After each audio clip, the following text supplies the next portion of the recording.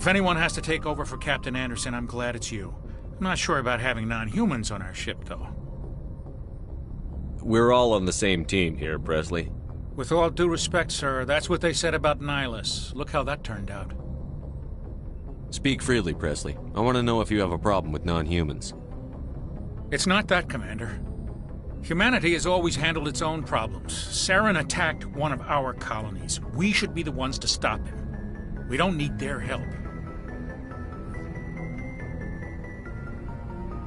Some people think asking for help is a sign of weakness. That's just being stupid and stubborn. No matter how strong you are, allies can make you stronger. I guess so. Maybe I'm just stuck in the old ways of thinking. But don't worry, Commander, this won't be a problem. How did you end up assigned to the Normandy? I signed up with the Alliance as a navigator right out of school, following in my grandfather's footsteps, I guess. My first posting was on the Agincourt. We were at Elysium during the Skillian Blitz. A massive fleet of alien raiders hit the colony, trying to wipe it out. They had the numbers, but their ships were no match for an Alliance frigate. It was a slaughter. We couldn't even keep track of how many ships they lost.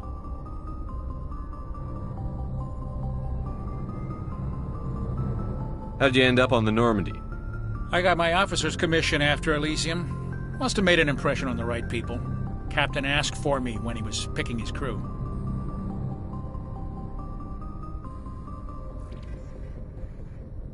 Carry on, Presley. Yes, sir.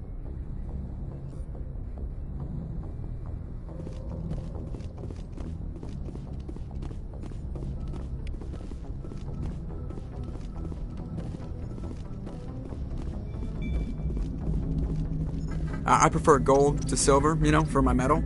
I figured you'd recommend me for one since I, pulled your boots out of the fire. If we present you with a medal, you'll end up sitting on stage listening to politicians make speeches for a couple of hours. Fun. That's a good point. They'd probably make me shave, too. I spent the last 7 weeks working on this baby. No medal's worth that. So, Commander, why don't you tell me why you're really here? How's the Normandy performing? Is she everything they said she'd be? She's the best ship in the fleet. If you've got a pilot who knows how to handle her. Balance isn't what you'd expect. Takes a while to get used to that oversized drive core we got stuffed in the back, and her power can sneak up on you if you're not careful. The Normandy's probably too much ship for your average Alliance pilot, Commander. Lucky for you, I'm anything but average. I like to know my crew. Mind if I ask you a few questions? I can see where this is going. You did a background check on me, didn't you? Well, I'll tell you the same thing I told the captain. You want me as your pilot. I'm not good. I'm not even great. I am the best damn helmsman in the Alliance fleet. Top of my class in flight school, I earned that.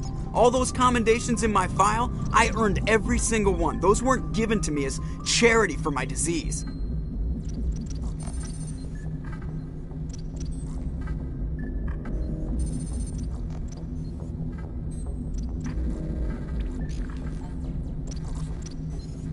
What are you talking about? Are you sick? You mean you didn't know? Oh, crap. Okay, I've got Vrolik syndrome, brittle bone disease. The bones in my legs never develop properly. They're basically hollow, too much force and they'll shatter. Even with crutches and my leg braces, it's hard to get around. One wrong step and crack! It's very dramatic. But I've learned to manage my condition, Commander. Put the Normandy in my hands and I'll make her dance for you. Just don't ask me to get up and dance unless, you like the sound of snapping shin bone. I need to know more about this Vrolik syndrome if I'm putting my ship in your hands. Yeah, of course you do. It's an extremely rare condition. Nobody knows exactly what causes it. Genetic, maybe. It's treatable, but there's no cure. They classify my case as moderate to severe.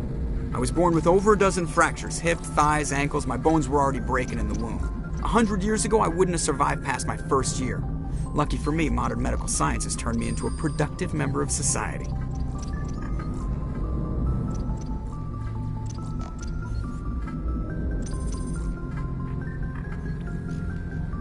I'm not trying to make you uncomfortable. Let's talk about something else. Whatever you want, Commander. I need to know more about Yeah, this. of course. They classify my case as 100 years ago, I wouldn't have survived past my first year. Lucky for me, modern medical science has turned me into a productive member of society. You're not going to break a bone trying to fly the ship, are you?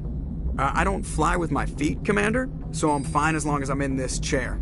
I gotta be real careful when I get up to take a piss, though. I can do my job as well as anyone on the ship. Better, actually. So don't worry about it. I'm not trying to make you uncomfortable. Let's talk about something else. Whatever you want, Commander. Why does everyone call you Joker? It's a lot shorter than saying Alliance Flight Lieutenant Jeff Moreau. Plus, I love to make little children laugh. I was just thinking how much you remind me of Santa Claus. Look, I didn't pick the name. One of the instructors in flight school used to bug me about never smiling. She started calling me Joker, and it stuck. Why didn't you ever smile? Hey, I worked my ass off in flight school, Commander. The world's not gonna hand you anything if you go around grinning like an idiot. By the end of the year, I was the best pilot in the academy, even better than the instructors, and everybody knew it. They'd all got their asses kicked by the sickly kid with the creaky little legs. One guess who was smiling at graduation? I have to go. All right, see ya.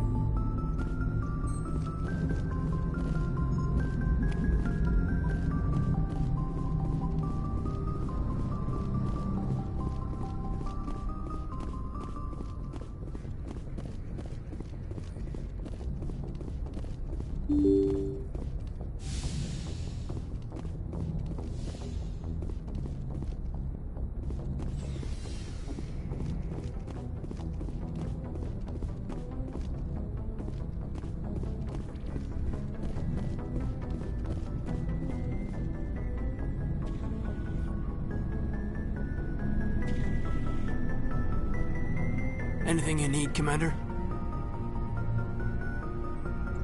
Just trying to get a sense of where the crew's at. Thoughts? Is this an official evaluation, Commander? Or off the record? Alenko, when it's just you and me, you can consider it off the record. That's a generous attitude. Okay. I think there's something wrong with all this. This Saren is looking for records on some kind of galactic extinction, but we can't get backup from the Council? Sorry, Commander. There's writing on the wall here, but someone isn't reading it. The Council doesn't want to believe anything's wrong. I'd call it human nature, but... I hear you. It just seems like a group that's been around as long as the Council should see this coming. Sorry if I got too informal. Protocol wasn't a big focus back in Bot. Tell me about it. Biotic acclimation and temperance didn't last past the airlock. To the kids they hauled in, it was brain camp. Sorry, hauled in is unkind. We were encouraged to commit to an evaluation of our abilities so an understanding of biotics could be compiled. There are worse results of accidental exposure to element 0 in the womb. Beats the brain tumors some kids grew up with. Seems like you beat the odds. How many didn't make it? Out of 100, maybe 60 have no effect. 30 suffer adverse effects, little things like brain cancer. The other 10 show enough ability to augment with implants. Not always permanent, though. Not like the cancer. Next thing you know, you're out on Jump Zero. And how's a kid supposed to deal with that? A station at the edge of human space.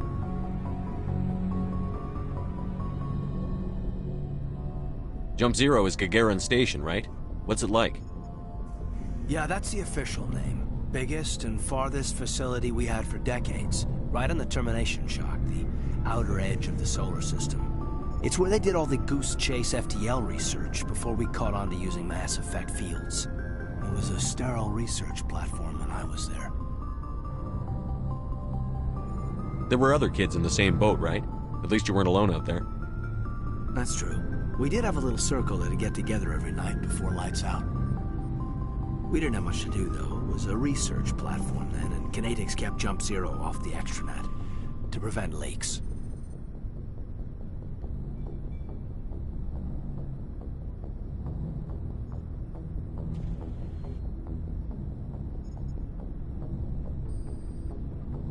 Then you must have had plenty of time to get to know each other. Yeah, we'd sit around and bull every night after dinner, play cards or network games. There was this girl named Rana, who had a little circle grow up around her. She was from Turkey, her family was very rich. But she was smart, and charming as hell. Beautiful, but not stuck up about it. I think you'd have liked her. Sounds like she was special to you. She was. Maybe she felt the same. But things never felt together. Training, you know. You know of any intentional exposures for certain? No one knows. Doesn't mean they didn't happen. As big as the exposures were, it was hard to track down accidentals. It was different then. No one knew the potential, so there wasn't a lot of regulation. Anything Kinetics did was gold. I'm not saying they intentionally detonated drives over our outposts, but in retrospect, they were damn quick on the scene.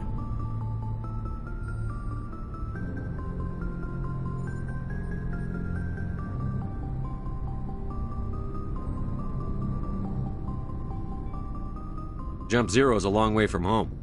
What was it like? The grand gateway to humanity looks a lot better in the vids. But that's my own baggage, Commander.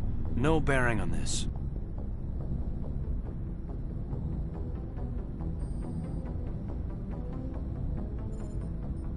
Alenko, there's no regulation that says you can't be friends with your commander. I appreciate that, Commander. I just don't want you to think that I'm a whiner. Besides, I've got my past squared away. Anything you need, Commander? Just trying to get a sense I've of where... wasted enough of your time for now, Commander. We'll have time for personal debriefings later. We'll talk another time, Lieutenant. Commander?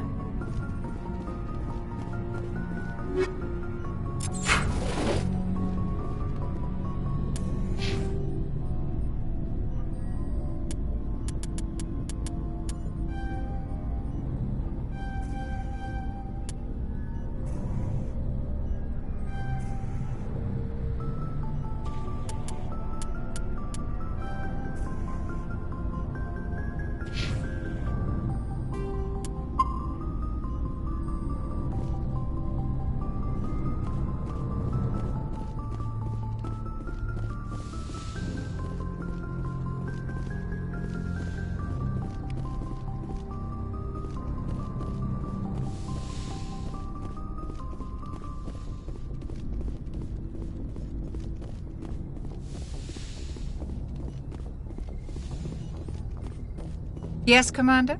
Is there something you need? How well do you know the Lieutenant? I'd never worked with him before this mission. But he has an impressive service record, over a dozen special commendations. Tends to keep to himself, though. Maybe because of the headaches. It's not easy being an L2.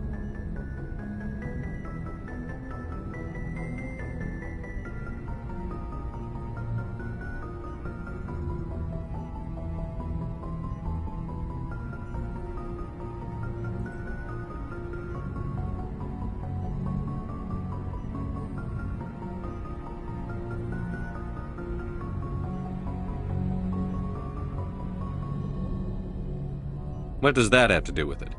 Well, most biotics now use the L3 implants. Lieutenant Alenko was wired with the old L2 configuration. Sometimes there are complications.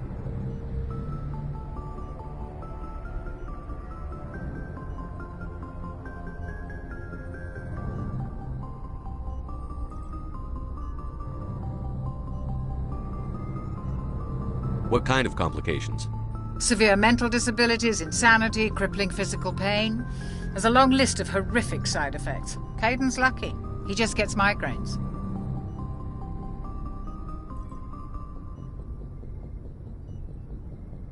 How did you end up serving on an Alliance ship?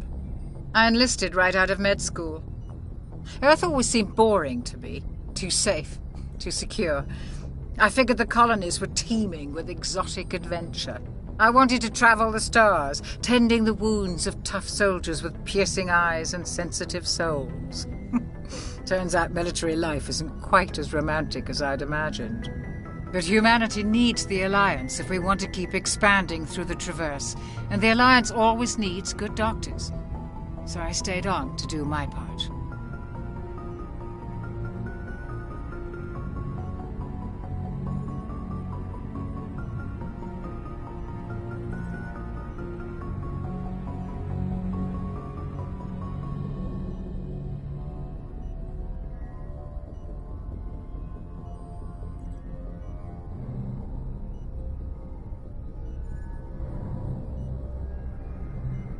Ever think you made the wrong choice? Sometimes I think about opening a private practice back on Earth. Or maybe taking a position at one of the new med centers out in the colonies. But there's something special about working on soldiers. If I left the Alliance now, I'd feel like I was abandoning them.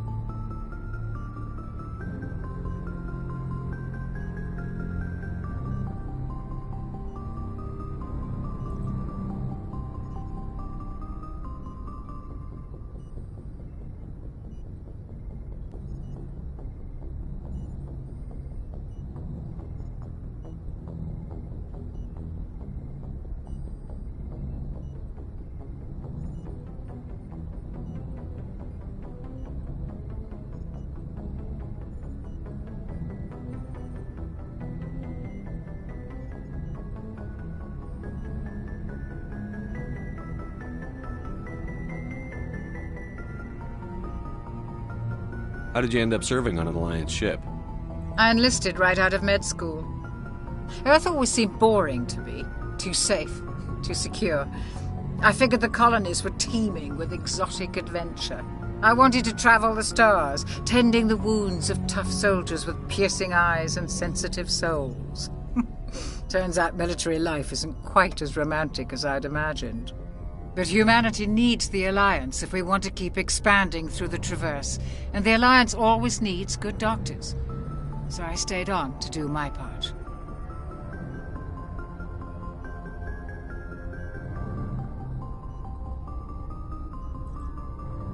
How did you end up serving on an Alliance ship? I enlisted right out of med school. Earth always seemed boring to me. Too safe, too secure. I figured the colonies were teeming with exotic adventure.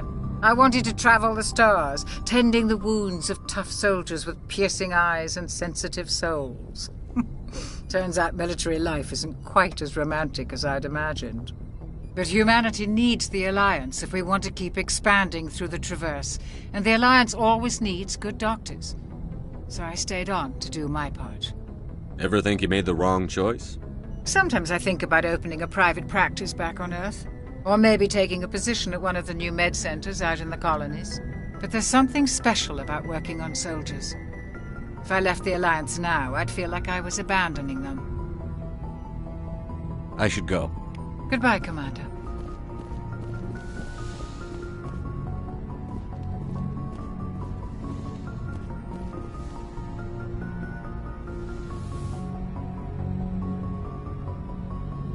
Commander, are you coming to check up on me? You look much better. How are you feeling?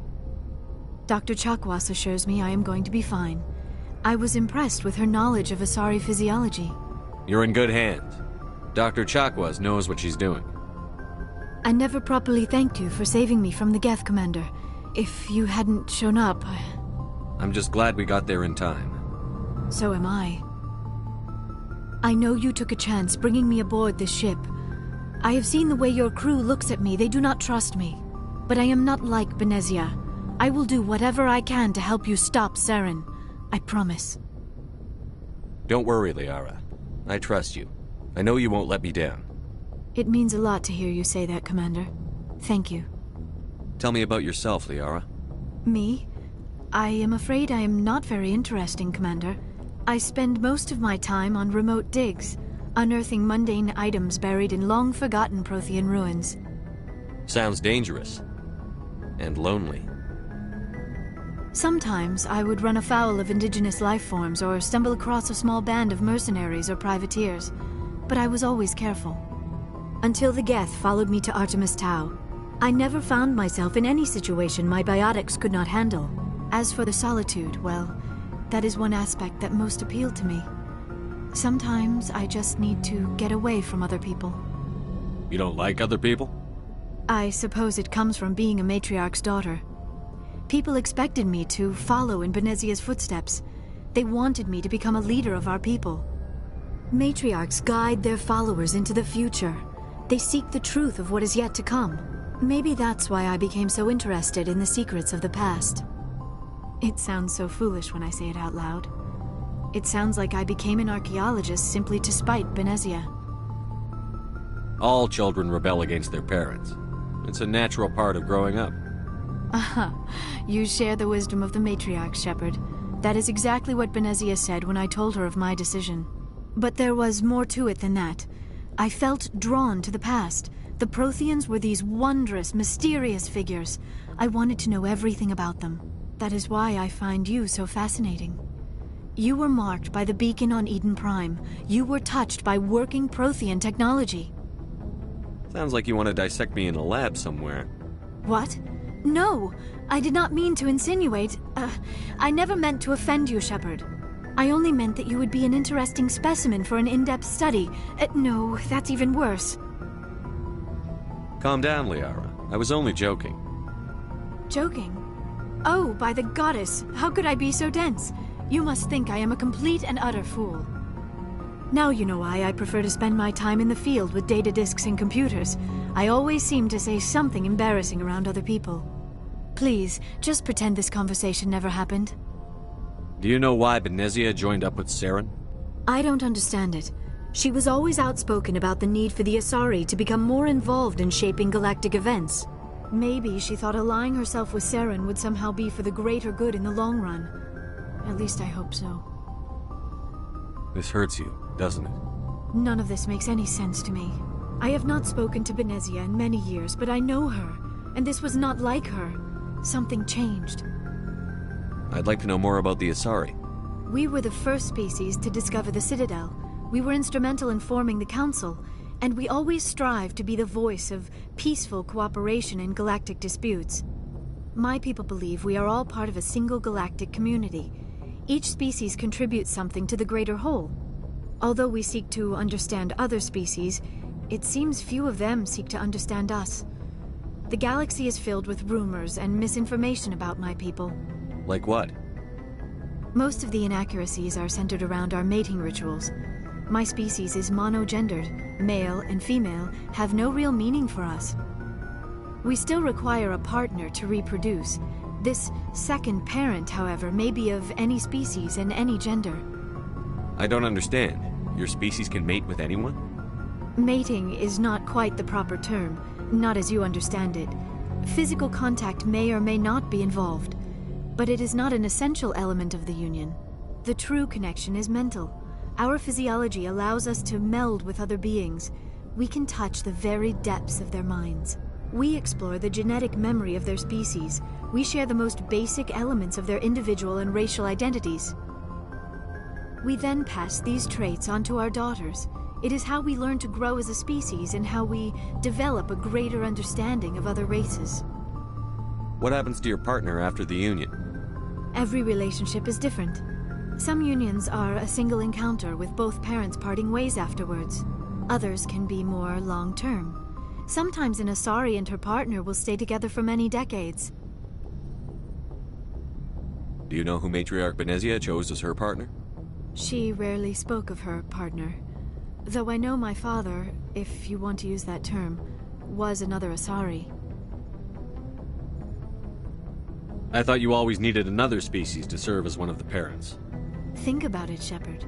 If we were not able to mate with our own species, we would have died out long before we ever mastered spaceflight and left our homeworld. Union with our own kind is no longer common, not for the purposes of reproduction. Most Asari believe it weakens our species. Asari daughters inherit racial traits from the father species.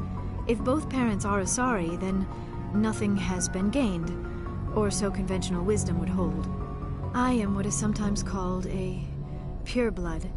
Though no Asari would ever be cruel enough to say the word to my face, it is a great insult among my people. It is possible Benezia's partner was embarrassed by their union. She may have been too ashamed to publicly acknowledge me as her offspring. Maybe she wanted to meet you, but couldn't. Something could have happened to her. Maybe she passed away. You might be right. I hope you are. But I have no way to know for sure. Benezia never spoke of her partner. Whatever happened, it caused her too much pain to dwell on it. She raised me by herself, though that is not uncommon. Many Asari raise their children alone, particularly if the father species is short-lived. Often the partner will pass on long before the child reaches maturity. You Asari lived for 1,000 years. What happens when your partner dies? Few sapient species live as long as my kind. We have learned to take a philosophical approach to our unions. We do not focus on the inevitable loss of our partners. Instead, we enjoy the time we spend with them. And even after they're gone, a part of them lives on in us. The union is a connection that transcends both time and space. Do you know who Matriarch Benezia chose as her partner? She rarely spoke of her partner. Though I know my father, if you want to use that term, was another Asari. Benezia never told you her partner's name? Union with our own kind is no longer common, not for the purposes of reproduction. Asari daughters and I am what it is possible Benezia's partner was embarrassed by their union. She may have been too ashamed to publicly acknowledge me as her offspring. How could anyone abandon their own child? I cannot answer that. This is all speculation on my part. It is possible she wanted to be part of my life, but something happened to her before she had the chance. Benezia never spoke of her partner. Whatever happened, it caused her too much pain to dwell on it. She raised me by herself, though that is not uncommon. Many Asari raise their children alone, particularly if the father species is short-lived.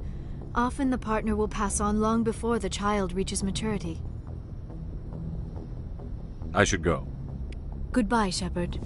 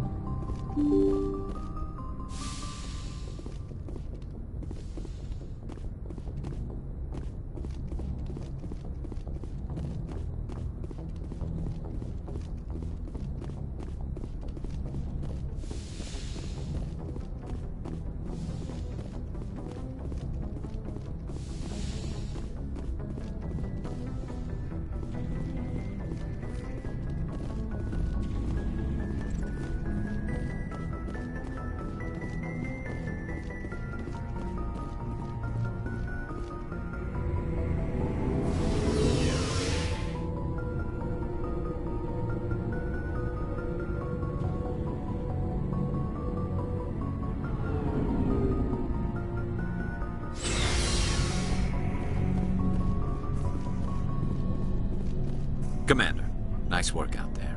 I knew working with a Spectre would be better than life at CSEC. Have you worked with a Spectre before? Well, no, but I know what they're like. Spectres make their own rules. You're free to handle things your way. At CSEC, you're buried by rules. The damn bureaucrats are always on your back. For the most part, the rules are there for a reason. Maybe. But sometimes it feels like the rules are only there to stop me from doing my work. If I'm trying to take down a suspect, it shouldn't matter how I do it, as long as I do it. But CSEC wants it done their way. Protocol and procedure come first. That's why I left.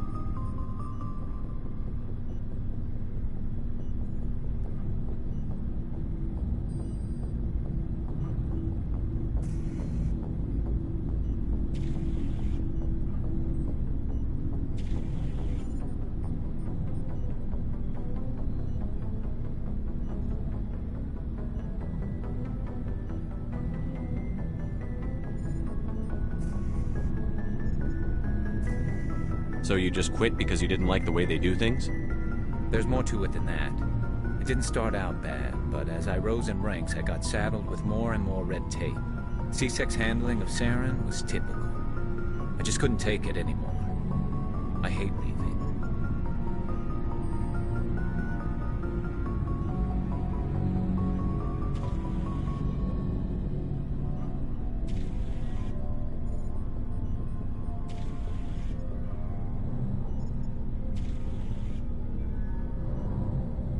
I hope you made the right choice.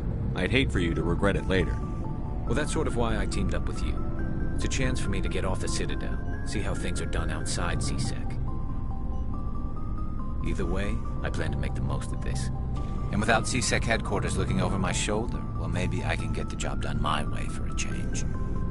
If getting the job done means endangering innocent people, then no. We get the job done right, not fast. Got it?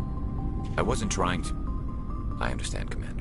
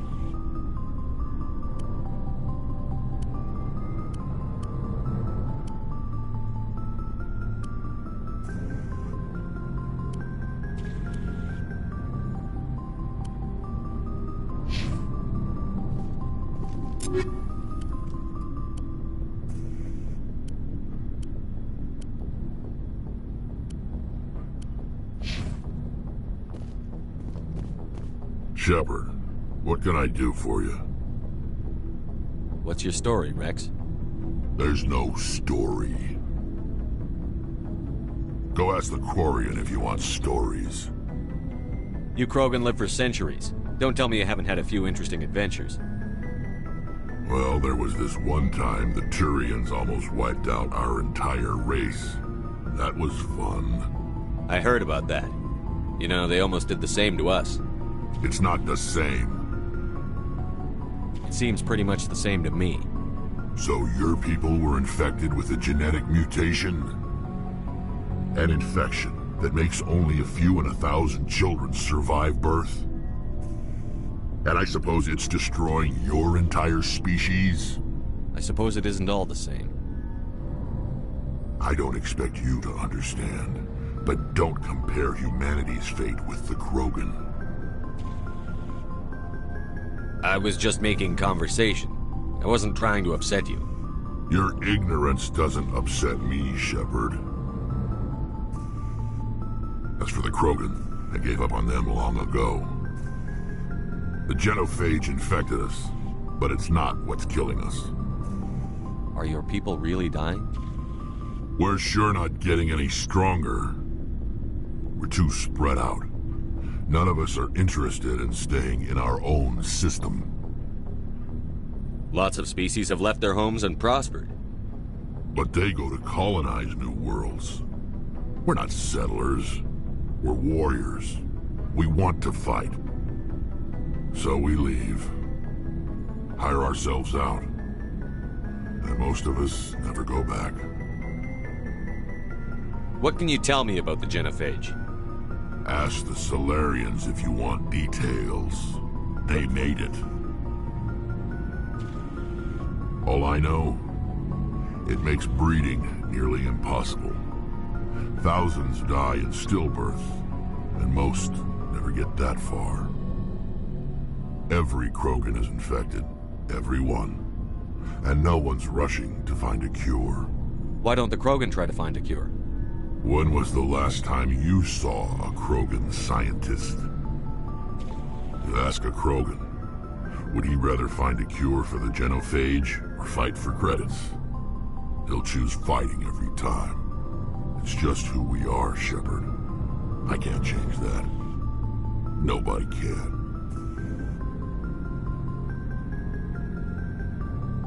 So long, Rex. Shepard.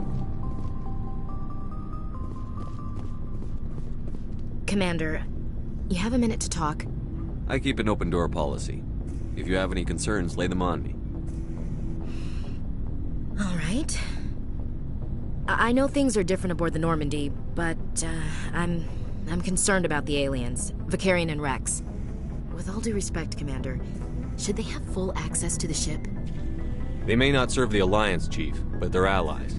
At least as far as Saren goes. This is the most advanced ship in the Alliance Navy. I don't think we should give them free rein to poke around the vital systems. Engines, sensors, weapons.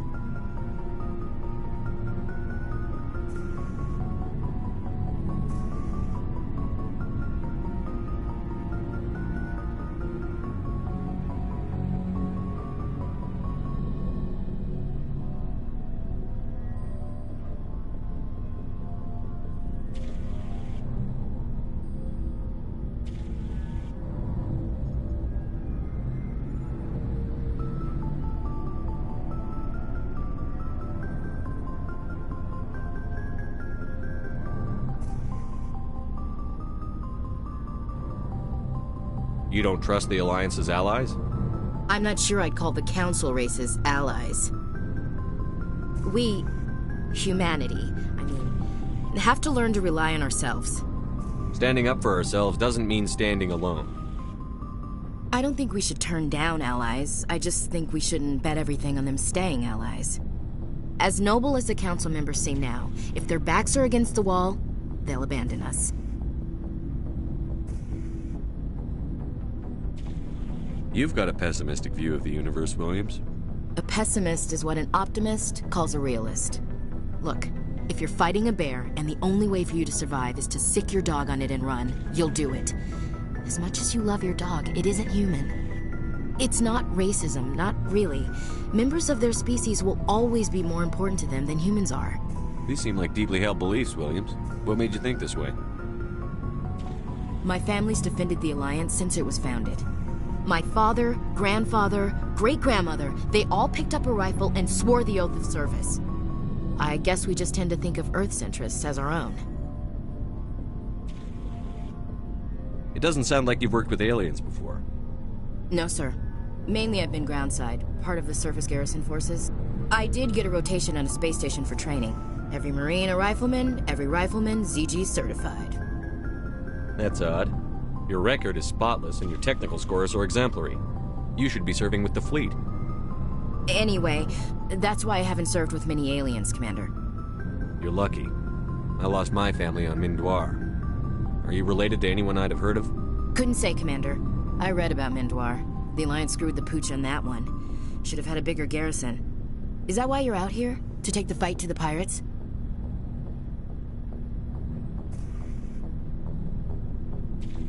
Mainly I wanted to serve. Protect the Alliance, save lives, you know. Glad to hear it. I'd hate to think you were out here for a free college education. All right. I can see where your concerns are coming from, Williams. But this is a multilateral mission. You're going to have to work with aliens, like it or not. It won't be a problem, Commander.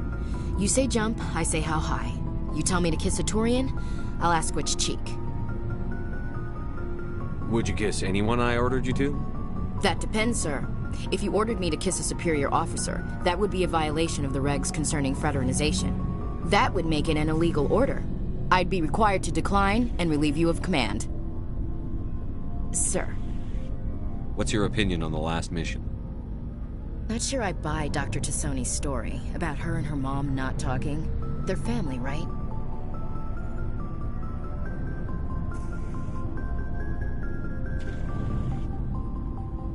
I think she's being straight with us. Or at least, I don't think she lies very often. Yeah, she's probably really bad at it. Hey, want me to ask her about her sex life? Might be illuminating.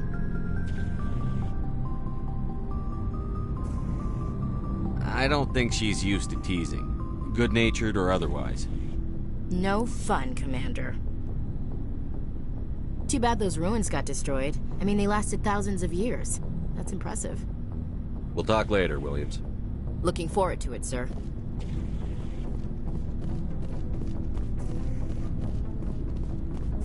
Hey, Commander. Looking for some extra supplies before you head out? What have you got? Whatever you want. Armor, weapons, mods. It's not standard Alliance issue, but that's not necessarily a bad thing. Well, as long as you don't mind paying for it. Why should I pay you for my weapons and armor? My stuff doesn't come from the Alliance. I have to purchase it myself, and it's not cheap. Hell, the licenses alone have set me back more than I'd like. But no licenses, no goods. Without the goods, I'm out of a job. Let's see what you've got. You bet, Commander.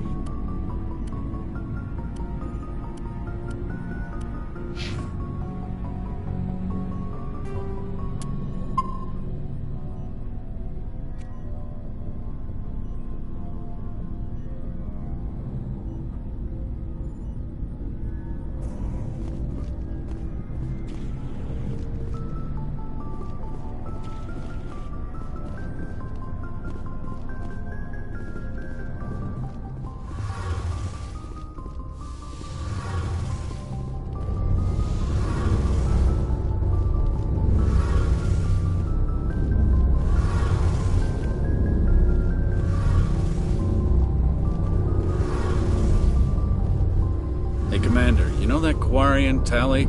She's been spending all her time down here asking me about our engines. I'll tell her to leave you alone. What? No, she's amazing. I wish my guys were half as smart as she is. Give her a month on board and she'll know more about our engines than I do. She's got a real knack for technology, that one. I can see why you wanted her to come along. I figured she'd be a real asset to the team. You've got an eye for Tally, Commander, but I'm guessing that's not why you came down here. Fill me in on the IES stealth systems. How does it work exactly? You can't hide a ship out in space. They emit too much heat and radiation. Too easy for sensors to pick them up, unless you find a way to capture those emissions. So our stealth systems trap the energy we give off in storage sinks built into the ship itself. No emissions to give away our location. Eventually the sinks have to be vented. More than a few hours silent running and they overheat. Cook us inside our own hull. There's no way for anyone to detect us? A visual scan can still pick us up. Anyone looking out a window can see us plain as day. But you have to be pretty close to get an actual visual out in space. Most vessels rely on scanners. As long as the stealth systems are engaged, they can't see us. Not unless we accelerate to FTL speeds. Why doesn't it work with faster-than-light travel? Cranking up to FTL blue shifts our emissions, pushes them into frequencies too high to capture in the sinks. As soon as we make the jump, it's like setting off a flare. Sensors can pick up our location whenever we enter or exit FTL flight, but for short-range missions, our stealth systems are amazing, and we've got the only one.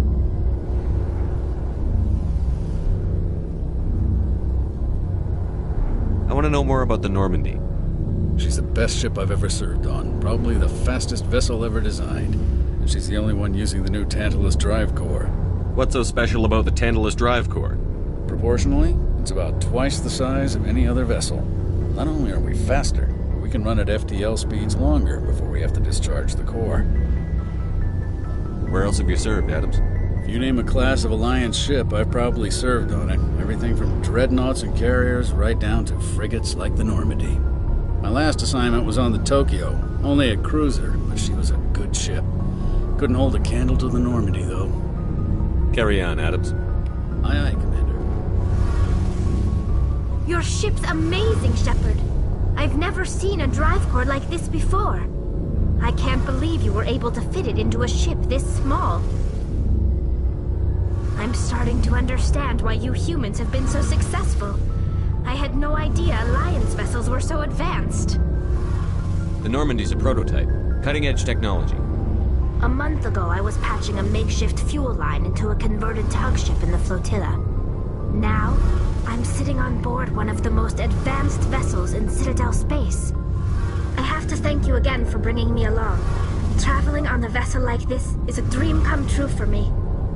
I had no idea you found ship technology so interesting. It comes with being a Quarian. The migrant fleet is the key to the survival of my people. Ships are our most valuable resource. But we don't have anything like this. We make do with cast-offs and second-hand equipment. We just try to keep them running for as long as we can. Some of the fleet's larger vessels date all the way back to our original flight from the Geth. I can't believe your fleet's still using ships that are 3 centuries old. They're constantly being repaired, modified, and refitted. They aren't pretty, but they work. Mostly. We've tried to make ourselves as independent as possible on the flotilla. Grow our own food, mine, and process our own fuel. But some things we just can't make on our own. A patch to maintain the hull integrity requires raw materials we just don't have. That's why our pilgrimages are so important. Tell me about your people. Our lives aren't easy. Resources are scarce, and we are constantly on the move. Everything we do must in some way contribute to the continuation of the migrant fleet. There are 17 million Quarians in the flotilla, and each of us relies on the others for survival. The bonds among my people are strong.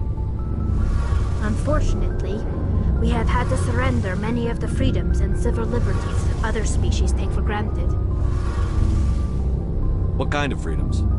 Well, it's illegal for parents to have more than one child.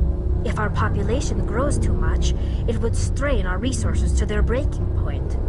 Of course, we also can't allow our numbers to become too few. If our population is in decline, the rule against single births is temporarily repealed.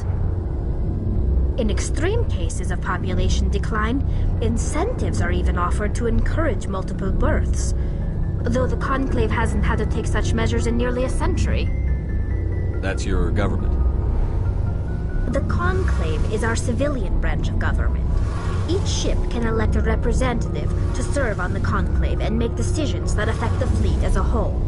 On matters that affect an individual ship, however, the captain has the final say. It's a tradition that dates back to the early days, when the fleet was governed by martial law. Fortunately, most captains nowadays are smart enough to have an elected council from their crew to give them advice and guidance. So the ultimate power rests with elected officials? In practice, the Conclave and the respective council for each ship tend to set the rules that govern our daily lives. But in theory, we are still under military jurisdiction. The 5 top-ranking military officials in the fleet serve on the Admiralty Board. These 5 have the power to overrule any decision by the Conclave in case of emergency. To do so requires unanimous agreement among the Admiralty, and they can only do this once. After that, the entire board must resign their posts. It's a safeguard that served us well. In nearly 3 centuries, the Admiralty Board has only overruled the Conclave 4 times. I want to know more about the Geth. I doubt I can tell you anything you don't already know. It's been almost 3 centuries since they drove my people into exile. All I know is the story of their origins. What they were when we created them, and how they turned on us. Interesting. The Geth were originally created to serve as an automated manual labor force. Initially, their intelligence was as limited as any VI.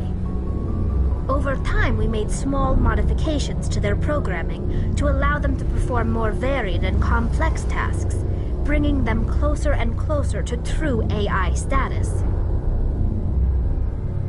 How come the Council didn't step in and stop you? This wasn't true AI research. We may have been skirting the bounds of the law, but we never did anything that was actually illegal. The changes were so insignificant, so gradual, that we were able to control them. Or so we thought. But one thing we underestimated was the power of the neural network.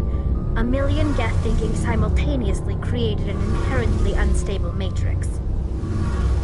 So, the Geth share brain power? Many of the Geth's logic systems were designed to work in concert with other nearby Geth. Basically, the more of them you have in a group, the smarter they are. So there's some sort of group consciousness? No, nothing like that. They cannot share sensory data or information. Their programming cannot handle that much simultaneous input. Each Geth maintains an individual awareness and identity. The neural network only operates on a process-based level. It's basically the synthetic equivalent of a subconscious. But when they're in close proximity, they can coordinate low-level functional processes, freeing up more capacity for original or independent thought. That doesn't make any sense. I'm probably oversimplifying. The Geth are incredibly advanced and complex creations. All you need to know is that they get smarter when they gather in large numbers. As we built more and more Geth, their effective intelligence became more sophisticated, more abstract. One day, a Geth began to ask its Quarian overseer questions about the nature of its existence. Am I alive? Why am I here? What is my purpose? As you can imagine, this caused a near panic among my people. I don't see what's so bad about those questions.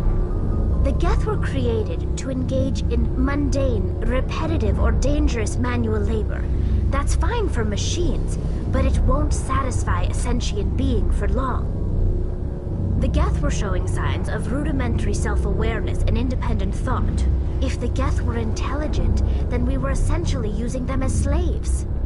It was inevitable the newly sentient Geth would rebel against their situation. We knew they would rise up against us, so we acted first. A general order went out across all Quarian-controlled systems to permanently deactivate all Geth. The Geth responded to this order violently. You can't blame them for fighting for their survival. We had no other choice. The Geth were already on the verge of revolution. By acting quickly, we had a chance to end the war before it began. The hope was that most of the Geth would still be little more than machines, incapable of organized resistance. But they had progressed much further than anyone anticipated. The war was long and bloody. Millions upon millions of Quarians died at their hands. In the end, we were forced to flee our own homeworld. We feared the Geth would pursue us, but they never came beyond the Veil. Now we drift through space, exile searching for a way to reclaim what was once ours.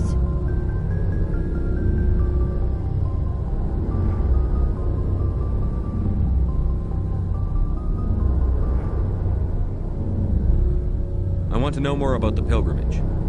When my people reach maturity, we leave our birth ships and seek acceptance with a new crew. It's necessary to maintain genetic diversity among the fleet. But no ship wants to accept someone who will be a burden on them. So, to prove our worth, we embark on a pilgrimage. We set out alone, leaving the flotilla and our families behind us. We only return once we have found something of value we can bring back to the fleet. This is presented as a gift to the captain of the respective ship we wish to join. If the gift is accepted, we are welcomed into the crew. Can a captain choose to reject the gift? That doesn't happen often. Most captains are eager to increase the size of their crew. It increases their own standing in our society. Even when a gift is not particularly valuable, the captain usually accepts it out of a sense of tradition. However, there is a stigma to presenting a substandard gift. It's not the best way to make a good impression on a new community. Most pilgrims don't return until they find something worthwhile. Can a captain choose to reject the gift? That doesn't happen often. Most captains are eager to increase the size of their crew. It increases their own standing in our society. Even when a gift is not particularly valuable, the captain usually accepts it out of a sense of tradition. However, there is a stigma to presenting a substandard gift. It's not the best way to make a good impression on a new community. Most pilgrims don't return until they find something worthwhile. I want to talk about something else. Like what? I should go. See you later.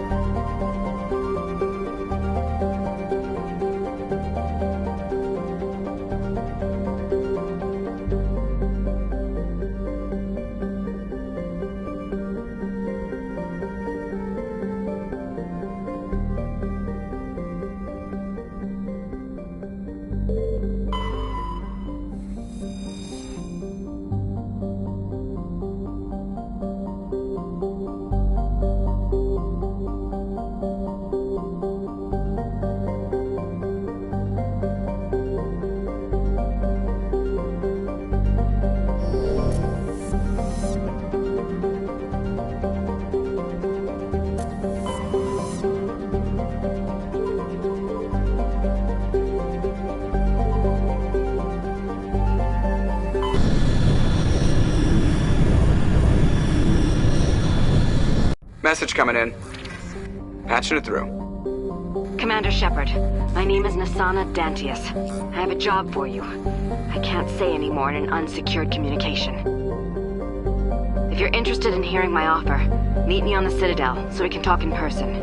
I'll be waiting in the Diplomat's Lounge on the Presidium.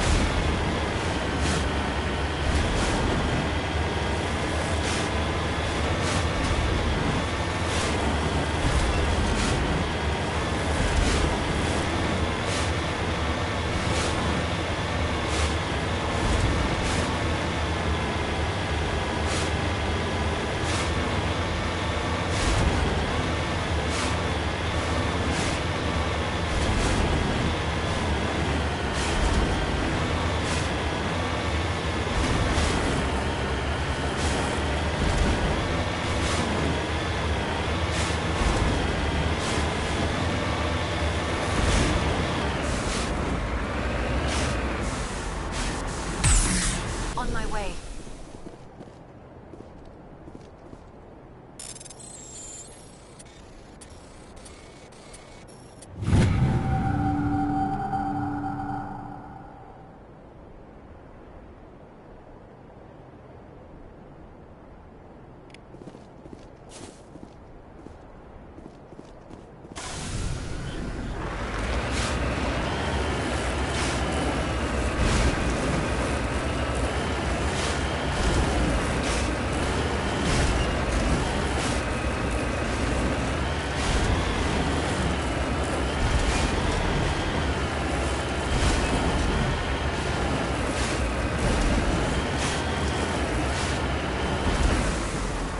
Understood.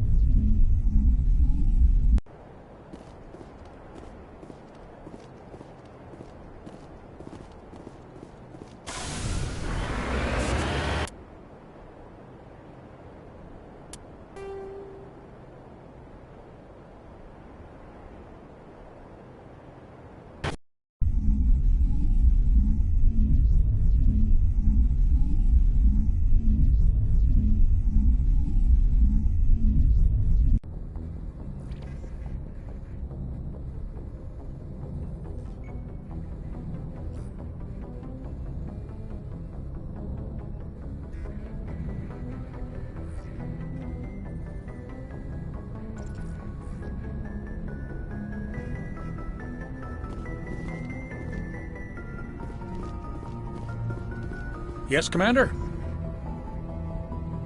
Carry on, Presley. Yes, sir.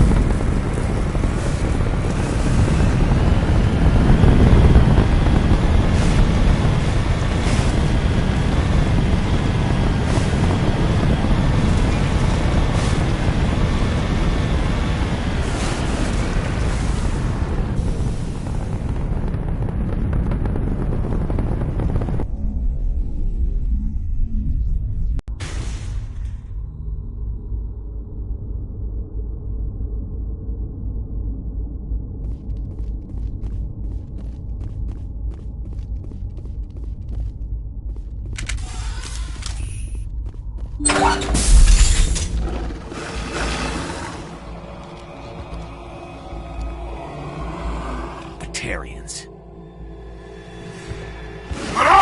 Check! Check!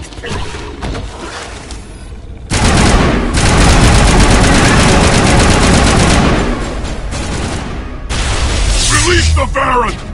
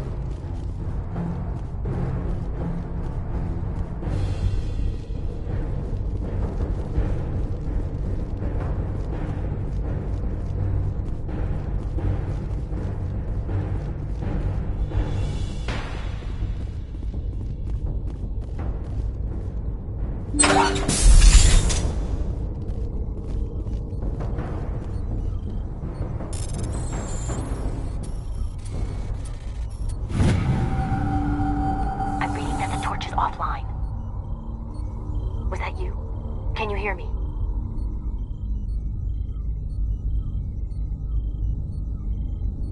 Who are you? What's going on? My name's Kate Bowman. I'm an engineer. I was part of the team assigned to bring this asteroid to Terra Nova. We were attacked yesterday by Batarian extremists. I've been hiding since they arrived. I think they know the torch went out. Why are they doing this? I don't know. But if this asteroid isn't slowed, millions of people on Terra Nova are going to die. If I find out anything, I've gotta go. Good luck.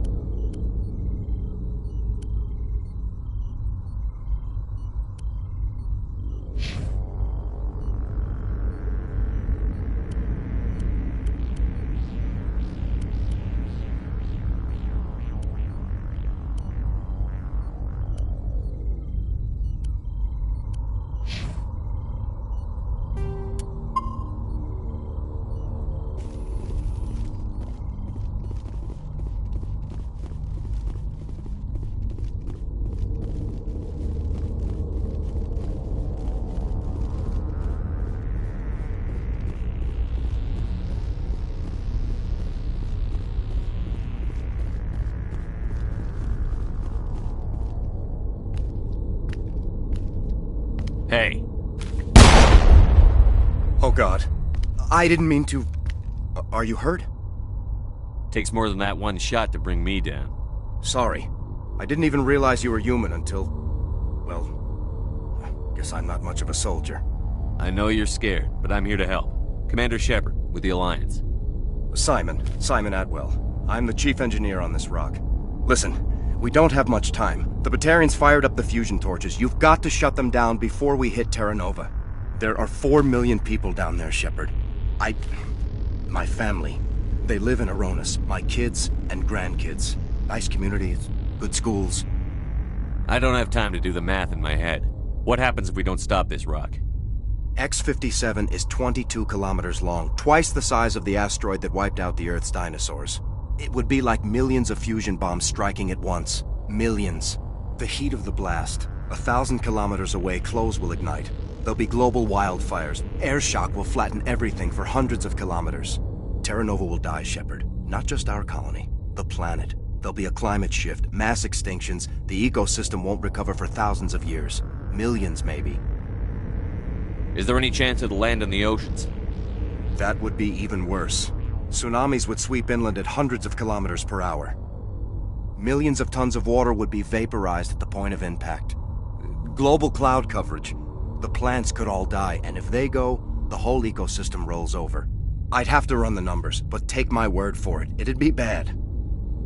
This doesn't make any sense. Batarians run criminal gangs. Unethical, but profitable. They don't destroy worlds. What does this gain them? I've heard all the stories. Slave rings ranching people like animals. Pirate bands burning colonies to the ground. But this is... The Citadel conventions forbid asteroid drops. I never thought the Batarians would go this far.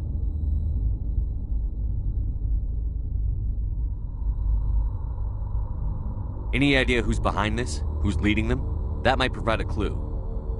I heard a couple of them talking. They mentioned a Balak. It sounded like he's the one in charge.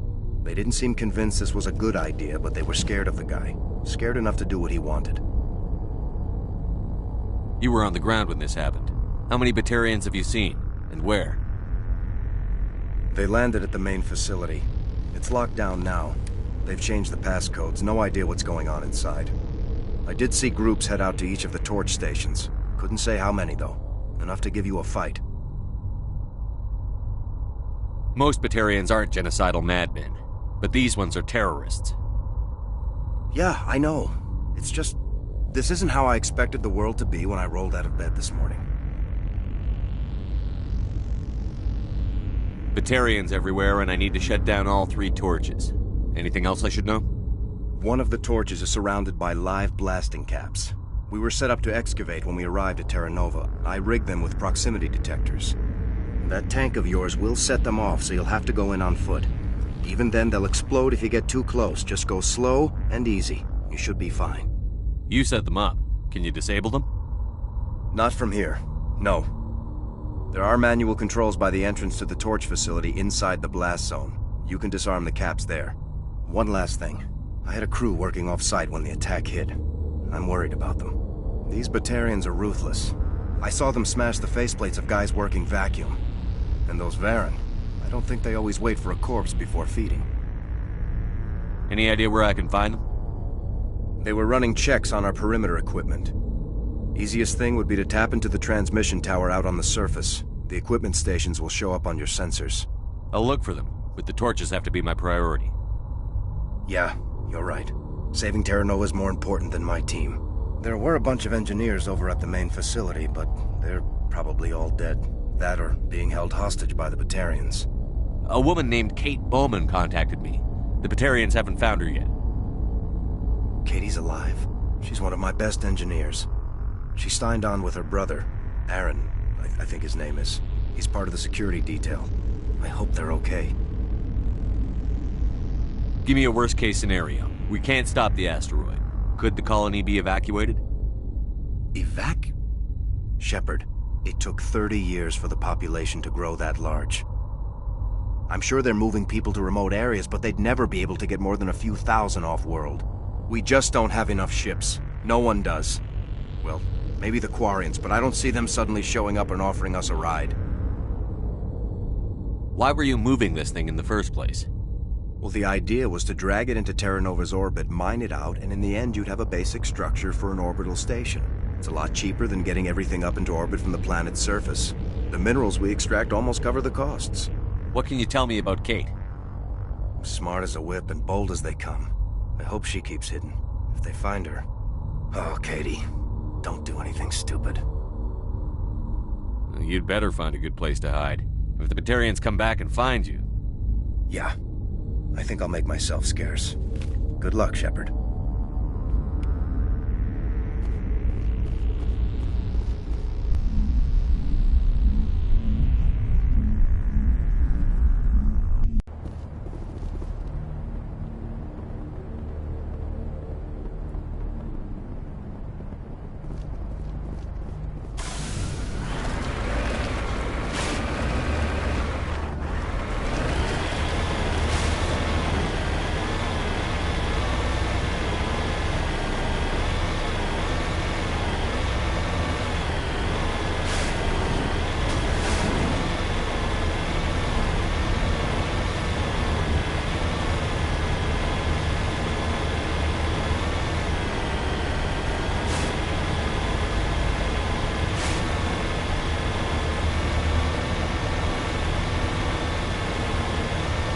Hear me?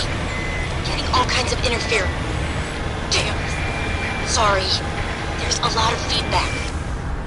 See if I can fix it. In the meantime, just keep doing...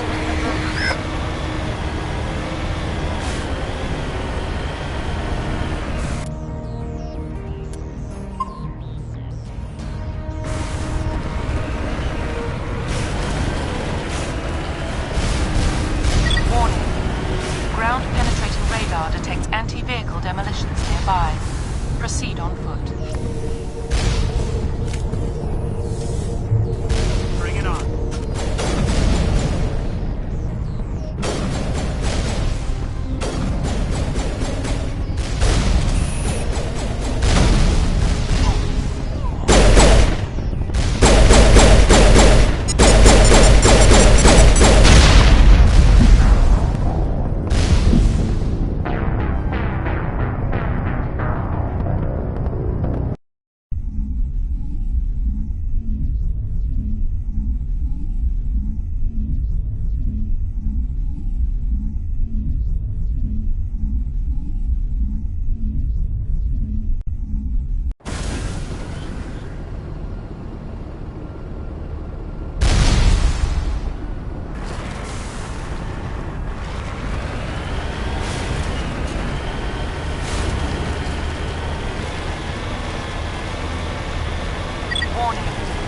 Ground-penetrating radar detects anti-vehicle demolitions nearby.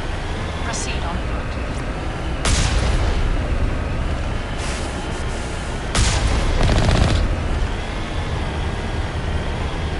Warning. Ground-penetrating radar detects anti-vehicle demolitions nearby.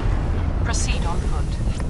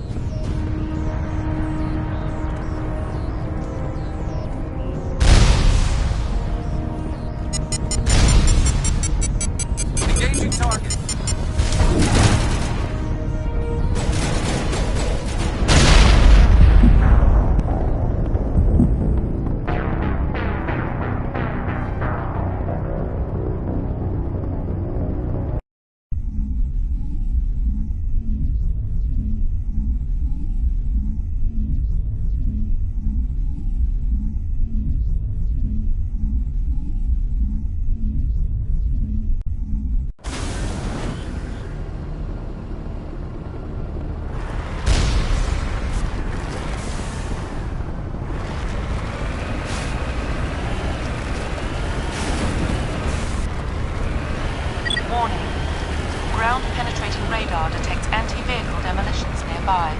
Proceed on foot.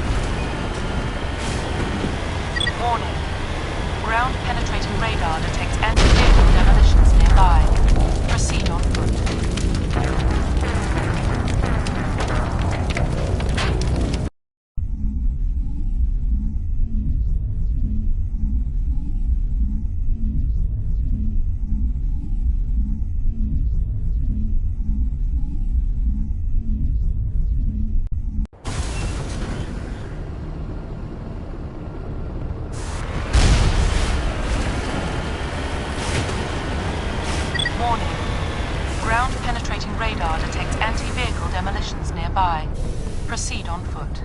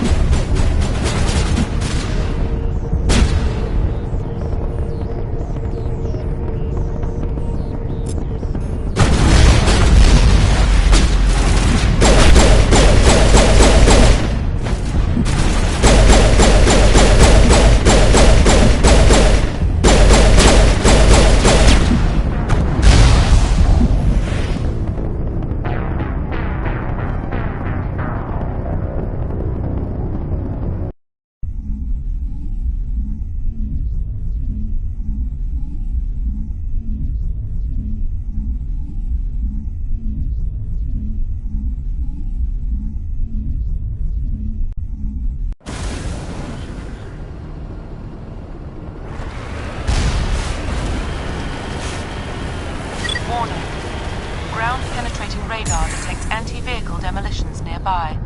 Proceed on foot.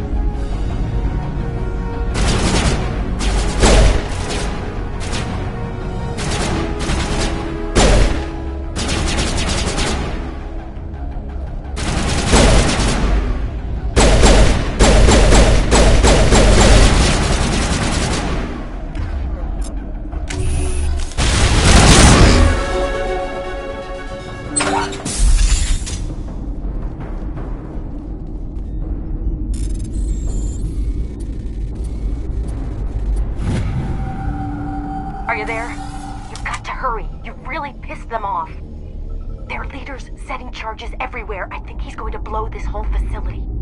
Get away from there! Don't shoot, please! No!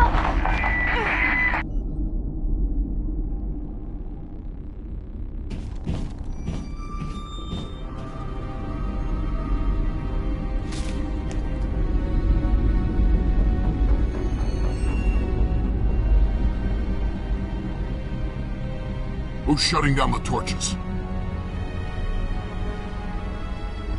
I won't ask you again.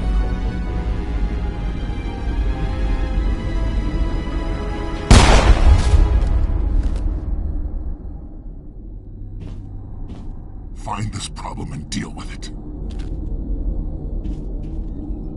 Get her out of here!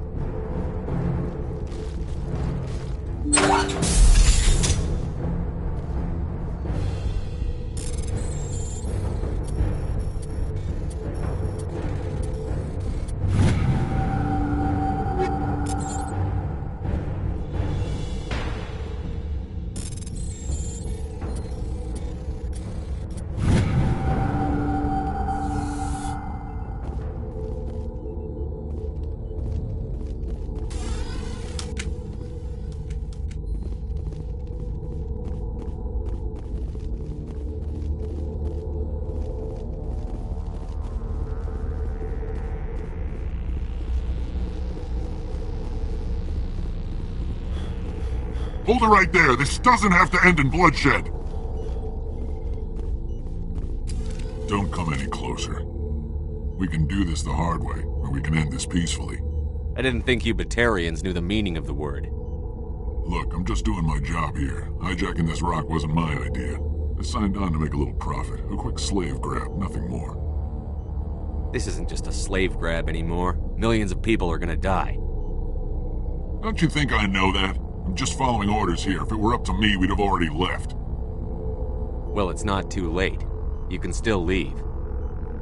I don't think so. Bollock would skin me alive and sell my hide out of spite. Crazy bastard. This whole mission's gone to hell and I'm gonna pay for it. So why do you listen to him? Good question. I had a bad feeling about this from the moment we landed. Now Bollock wants you dead. And what Bollock wants, Bollock gets. I can't change that. Do you always want to be second in command? Get me out of here and I'll take care of Bollock. Then you can start giving the orders. Huh. An interesting proposal. It certainly has benefits over the current situation. Shut it down. This is Bollock's problem now. I hope you're as quick with a gun as you are with your promises, for both our sakes. Bollock will get what's coming to him, and so will you if I ever catch you in human territory again. Are we clear? Perfectly. Bollock's holed up in the main facility. You'll need this to get in. Don't underestimate him. He's a mean bastard. Let's go. We're getting off this rock.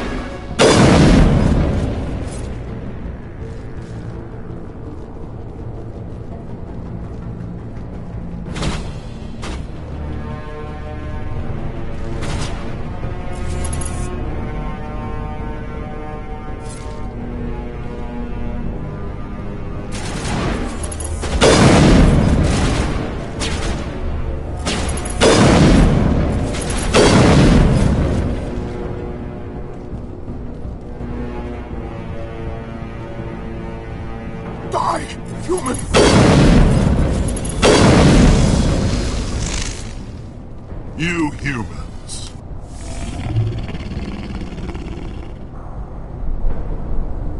You're almost more trouble than you're worth. Let the hostages go, and maybe you'll live long enough to explain yourself to the Council. I don't answer to the Council. Or to you. I'm leaving this asteroid. If you try to stop me, I'll detonate these charges, and your helper and her friends are all going to die.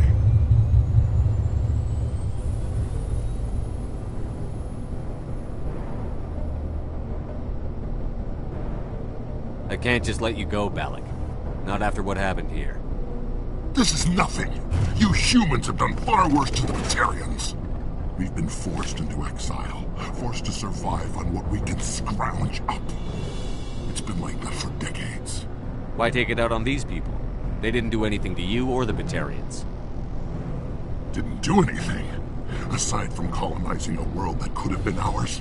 Aside from using resources that should have been ours. We were left to defend ourselves.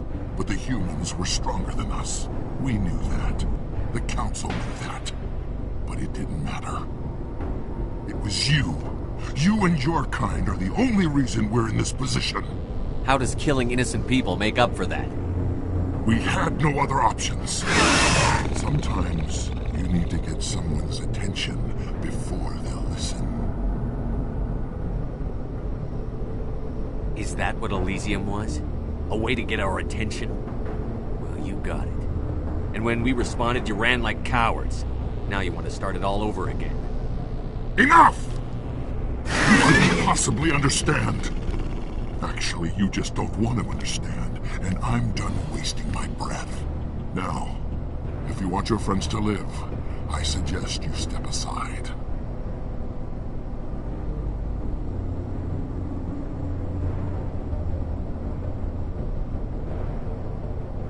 You can go. But this isn't over. I'll find you eventually. Maybe. But I made sure you won't follow me today. Those charges are still on a timer. Better hurry if you want to save your friends.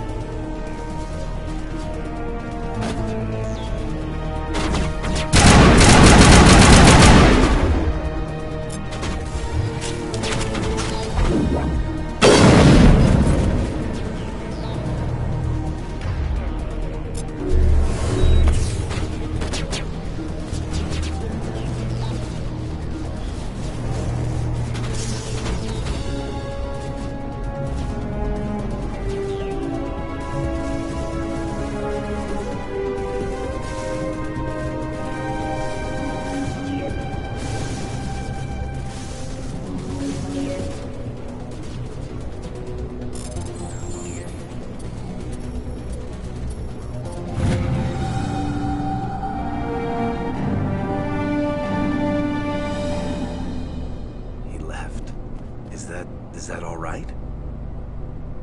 Letting him go was better than the alternative. I thought you were going to stay someplace safe. There might have been something I could have done to help. I thought I should be here. I know this asteroid better than anyone. You did it. Another hour and our course would have been irreversible. I ran the numbers, Shepard. X-57 would have struck near the capital city, the most densely populated region. But that's not going to happen, thanks to you. Is Katie in here? Is she all right? Is her team? Balak was holding them hostage. I let him go to save them. Let a terrorist go or sacrifice innocent lives. I'm glad that's not a choice I had to make. Is that... Will you get in trouble for that? I mean, he could do the same thing somewhere else, couldn't he?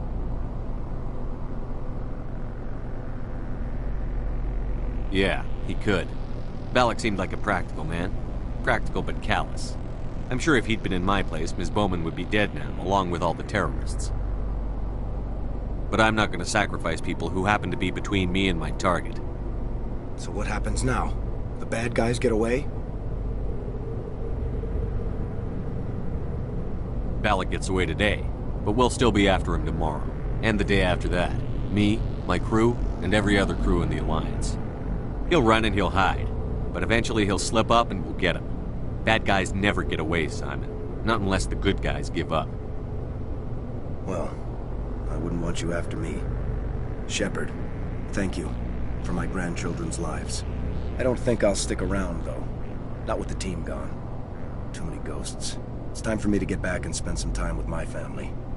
Before I go, I'd like to offer you something. Maybe you'll have more use for it than I will.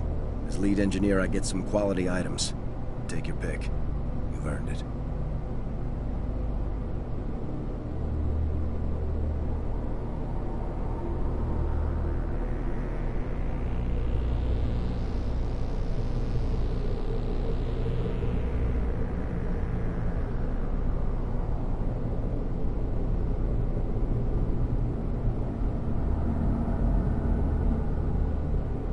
I know it's a lot to ask, but that Omni tool of yours? I could really use something like that. Shepard, I think I mentioned that you saved my kids and grandkids. What's an Omni tool compared to that? Take it, with my blessing. I hope you get good use out of it.